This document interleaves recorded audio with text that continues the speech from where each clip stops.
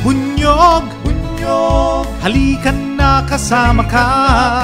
Bunyog, kapag buklod ay may pag-asa. Andiyan na yan. Pero kahit na gaano ka secure yung system, kapag the human component manning that system ay may papasok na ibang motive, magkakaroon talaga ng leakage. I tell you, kahit anong pinaka-sophisticated Central Intelligence Agency, meron pa rin sila mga leakage doon. Dahil nga sa tao, the man behind the system. Kaya ngayon ang cause ng leak. So importante yung mga tao natin, sir, sa PDEA talaga, na masiguro natin na hindi nagli-leak. At ito, sapat na rin itong hearing na ito, na malaman ng mga government people na mayroong kaukulang kaso, yung unauthorized disclosure, criminal at administratibo. Yes, sa civil service, meron kayong may administrative liability yan. Yung liability po, hindi lang siya criminal liability, pati administrative liability. Correct. So, pwede po silang kasuhan kung sino man yung nag-divulge. This is a grave offense under the rules on administrative cases in the civil service po, which operationalizes 6713, the penalties of 6713 po. Ikaw, may sasabihin ka ba? Jonathan? Yun lang, sir, yung ang sana wag nang maulit yung yung ganyang klaseng insidente. Kasi hindi talagang nagtataka talaga ako bakit dumadating doon sa PDEA. Pati nga yung video ng CCTV lumabas Mukhang may problema talaga no, Your Honor. Ang CCTV ng PDEA para makarating sa Amerika doon sa vlogger na si Miss Maharlika, talagang nagtataka ako Sino yung contact nito doon sa PDEA para magbigay ng copy ng video? Kasi kung titignan natin, sir, yung camera, para ma-access mo yung niyan, nakasecure yan. Bakit ganun? Parang hindi kontrolado ni Director General Lasso yung kanyang agency. Parang bakit ganun? Well, Kumsek, you invite Maharlika in the next hearing. Sabihin mo, no online attendance, physical presence, para malaman natin kung saan ang source ni Maharlika nito. Di ba? Sa kanya nanggagaling Your Honor, meron po kasi akong hinaharap na kaso ngayon na tungkol sa isang dating abogado namin dyan. Yung buong sequence nung pagtatalo namin ay nakunan ng CCTV. Ako po ang nagbigay nung buong footage ng CCTV na yun. Di ko na alam kung paano nakarating sa ibang bansa. Pero prinovidean ko yung kinasuhan ko ng footage. At ang may hawak po noon ay si Director Bitong kasi siya po yung chief ng intelligence ko. So, yung na yan, yung the whole footage of the whole sequence na yun, yung video clip na yun, the whole, binigay po namin sa tao na most likely nag-provide kay Maharlika. So, hindi po tama yung sinasabi na may leakage manggagaling sa amin. Hindi po. Binigay ko, pinahintulutan ko po na mabigyan yung buong footage na yun. Sino, sir? Sino yung tao na yun? Yung si Attorney Delgado po na nag-file ng kaso laban sa akin. Kumsek, you invite Attorney Delgado. Next hearing. Your Honor, Mr. Chairman. Yes, go ahead. Maliban doon sa pre-ops, saka authority to operate, at saka doon sa video, meron pang mga agency orders na pinaplas sa social media na may classification na restricted. Bakit ito Yun nga Your Honor. Ito... Kaya nga, ang inaano natin, hindi ba natin makokontrol ito? Sir, paano? Ito, may marami rin nagkakalat. Paano anong gawin natin dyan? Your Honor, I have to admit, sa bilis po ng social media ngayon, ang bilis picturean ng dokumento, di ba? As much as possible, we follow procedures on how we keep our documents. But honestly, hindi mo naman talaga mababantayan din yan. And we take precaution on how we are supposed to be handling these documents. Pero kung minsan kasi, like issuance of orders, assigning somebody else to, somebody to another area, ayaw niya, kontra. Ayaw niyang mailipat Madi-displace daw. O pipicturan. Tapos i-disseminate. O yan na. Tingnan niyo yung Parang paninira lang. Di ba, sir? So, eventually, itong mga orders na ito, may lalagay naman sa bulletin board But of course, yun nga, social media, ang bilis pong i-distribute. Much we would like to prevent it from being spread out that easy, hindi po namin talaga makontrol kasi, yun nga, people work with their own cellphone. In-exercise po natin dyan yung document security. Babalik po ako kay Morales. Yes, go ahead. Ito po ay napakasinungaling na tao We proved to you already kung gaano siya kasinungaling. Parang, bakit po tayo maniniwala sa kanya? Pero nandito po yung PIDEA. I'm not here to protect anybody else, but it is the agency that I come here to present to you na kami po ay matino at tuwid kontra sa mga allegations niya. Kaya ito po yung sinasabi niya na under duress sila. Ba't hindi po natin tanungin kung talagang under duress sila? Ba't hindi po natin tanungin sila? Di ba? Kasi para... Isa-isahin natin. Yes, sir. Director Laura Nibato, were you under duress when you executed that affidavit? No, Your Honor. Thank you. Laila Abad, Not under duress, sir. Ivy Tolentino, Ivy Joy Tolentino, No, sir. Diana Amar, No, Your Honor. Gregorio Camoa, No, Your Honor. Mark Omones, No, Your Honor. Director Martin Francia. Wala po akong affidavit na pinirmahan, wala? Your Honor. Ngayon lang po ako nagsasalita. At in fairness po sa aming Director General, napakamatuwid po niya. Sa kanya, wala siyang sinisino kung sino yung tatamaan.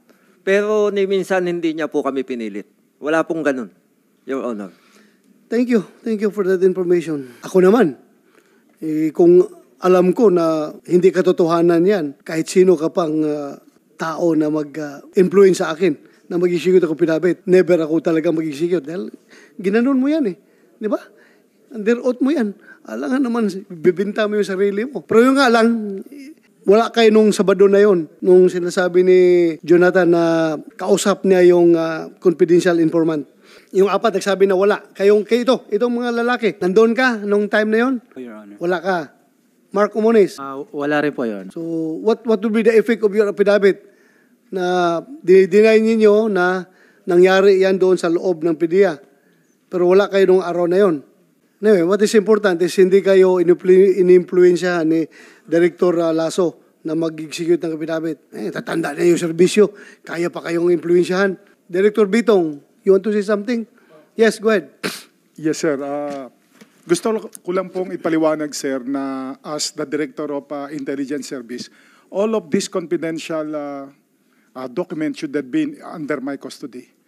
And I will tell you, sir, na wala po talaga ito, particularly yung message, yung documents na yan.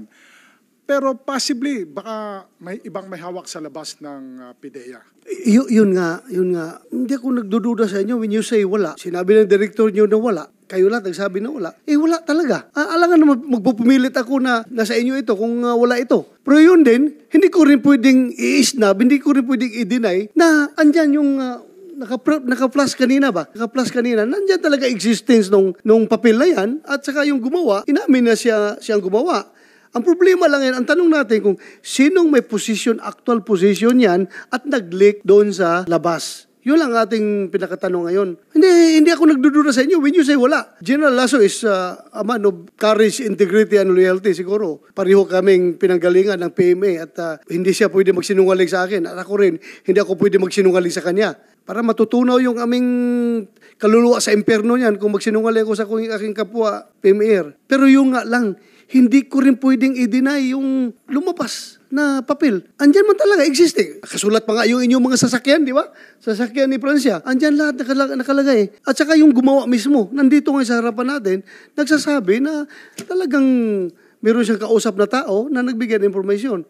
Yun nga lang, kung nakikinig ngayon kung buhay pa yung confidential informant mo, Jonathan, na naglapit sa iyo at pumunta dito, mas maliwanagan tayo. Your Honor, ang isa pa doon sa yung sinasabi ni Director General na Lasso na sinungaling ako. Hindi na ako nagtataka dahil pati si Pangulong Duterte na sinasabi na nakabasa ng report na yan na binabanggit niya doon sa isang rally doon sa Tagum City na sinasabi niya yung report na si Maricel Soriano at saka yung si Presidente Marcos, nakita niya, nabasa niya during nung kanyang presidency.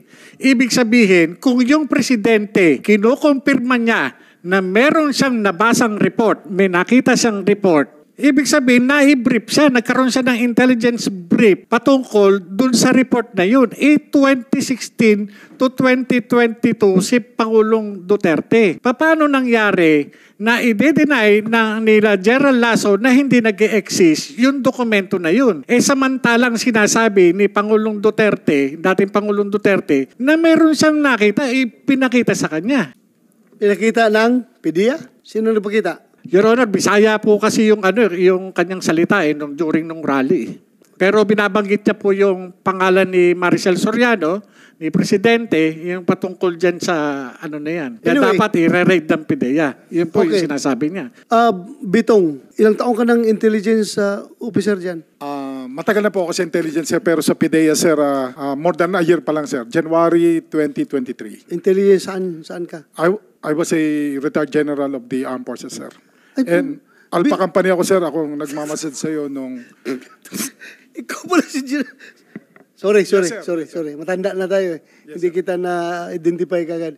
General Bitong ka na Alpha Company? Yes, sir. So, one year ka pa lang. With PDEA, sir. PDEA. More than a year po, sir. Pero di ba nag-isap ka ba? J2, sir. J2? Yes, sir. And ISG, sir. So as far as you're concerned, hindi mo makita yung dokumento na yan? Wala po talaga, sir. Wala. Pero ako, hindi rin ako maniwala na wala yung papel na yan dahil andyan. Nakaprint. Nakikita natin. Andyan. Ito na. Nagalit na sa akin si Marlica. Senator Ronald Bato de la Rosa. Si Marcos Bangag ang subject. Hindi ako at si Morales. My God, magtatanong na ba ako na nabayaran ka ni Lisa? How irresponsible media personality. We are trying our best here to come up with the truth and nothing but the truth. Wala tayong pinapanigan. Ngayon, pati ako, tinitira na ni Marlica. Marlica, punta ka dito para pakinggan ka namin. Hindi yung gagamitin mo yung power of the media para siraan ako. Very responsible naman yan. Kailangan itong hearing na ito dapat, magpapile pa ako ng resolution. Then pag i-read pa ito sa plenary bago ito ma-assign sa committee ko para i-conduct ng hearing. But hindi ko ginawa yan. Ginamit ko yung aking oversight function para mabilis. Kasi ang ingay na nila Natutulog daw ako, wala akong ginagawa. Hindi naman nila alam na bakasyon ang Senado. Paano ako makapag-aksyon na bakasyon ang Senado? Ang hirap niyo, Marlica. Please, kung mahal mo ang Pilipinas, magpakatotoo ka. Huwag mo idama yung tao dito na nagtatrabaho para sa katotohanan. Bakit, Jonathan Morales, do you feel na ikaw ang kinikrucify ko dito ngayon sa hearing na ito? Do you think, please tell me, if I am being unfair to you, if I am being very persecuting to you, please tell me. No, Your Honor. Ha? No, Your Honor. O bakit sinabi ni Marlica na gano'n daw ang ginagawa ko? Hindi ko po alam, Your Honor. Kilala mo ba si Marlica? Doon lang na-interview po, nung tinawagan po ako. Pero wala po akong personal relationship sa kanya. Wala po. Kaya kung napanood niyo po yung interview ko sa kanya, hindi ako, yung mga ibang information, hindi ko po sinasabi. Marlica, tingnan mo. Kung ilang senador nandito ngayon, nakaupo. Kung nakikinig ka ngayon, Marlica, sino lang ang senador nandito ngayon nag-hearing? Why? You ask yourself, kung sinong senador lang ang gustong malaman ang katotohanan. I know you are monitoring right now. Kung mahilig ka mang baboy sa ibang tao, wag mo kong samang babuyin dahil hindi ako tatahimik dyan sa ginagawa mo. Nababayaran ako ni Lisa Marcos? How dare you? How dare you? Do you think may presyo yung mukha ko? Ang hirap nitong social media ba? Anybody can just castigate anybody without unfairly. Pati tayo, dinadamay ito. Kung gusto kong pagtakpan si Presidente Marcos, dapat hindi na ako nag-hearing dito. Marlica, hindi na ako nag-hearing dito. Kung gusto mong nabayaran ako ni First Lady, wala na. Hindi ko na ito kinandak ng hearing. But my God, we are talking about the future of the Philippines. Future ng Filipino people. Drugs ito. Kaya ako nag-hearing. At huwag mo akong i-accuse ng mga ganun. My God. I don't care about your impression. I'm here to do my duty as the chairman of the Senate Committee on Dangerous Drugs. Kung sinasabi mo na bayaran or na-influence ako, no. Nobody can influence me. This committee is independent and it can use its power, lahat ng power ng committee na ito, para malaman ang katotohanan. Hindi po tayo magpapadikta kahit sino man. I was elected by the Filipino people para gampanan yung aking mandato. And here I am. I'm doing my job. We are a co-equal branch of government with that of the executive. Baka sabihin mo, under the baton, under the dictates of Malacanang ako. Never. No, my dear. Hindi po kami kaya diktahan ng Malacanang because we are co-equal branch of government. Hindi po na kami kayang diktahan. Kaya huwag mo akong sabihan na binayaran ni Lisa Marcos. Hindi mo lang alam kung ilang gira dinaanan ko. Wala po akong inatras ang gira. Hindi po ako umatras sa laban. Ito, simple 2 dokumento, atrasan ko ito. Ano ka? Hello? Magampanan ko yung papel ko dito. Na walang kinikilingan, na walang pinapaboran. Hindi po ako pwedeng diktahan kahit sino man. Kung may makapagdikta man sa akin, ang asawa ko lang siguro. Pero yung ibang tao dyan, never. Never ako magpadikta. It's very unfair. It's very unfair. Kinabukasan ng Pilipinas sa pinag-usapan natin dito, ha? Alam mo, kung wala ka pang, hindi ka nag-aral ng investigation, Marlica, lilecturan kita. Ang pag-iimbestiga po, madam, ay huwag mong haluan ng feelings. Huwag mong haluan ng emosyon. Stick with the facts. You stick with the fact. Kaya itong mga facts natin ngayon ginagather. Kumakampi ka kanino at pinapaboran mo si ganito. Hindi po. Failure ang investigation mo dyan. Kapag haluan mo ng emosyon, failure. Walang pupuntahan ang investigasyon mo. Kaya facts ang hinahanap natin dito. Galit ka pala kung tinatanggap ko yung facts na binibigay ng PDEA sa akin. Gusto mo lang yung facts ng ni Jonathan Morales lang ang tatanggapin ko. So anong klase investigasyon yan? One-sided. Huwag mo kong turuan sa investigasyon. Then nag-retire ako. Kaya hindi mo alam na top-notcher ako sa FBI National Academy. Pagdating sa investigasyon. Hindi mo lang alam, madam.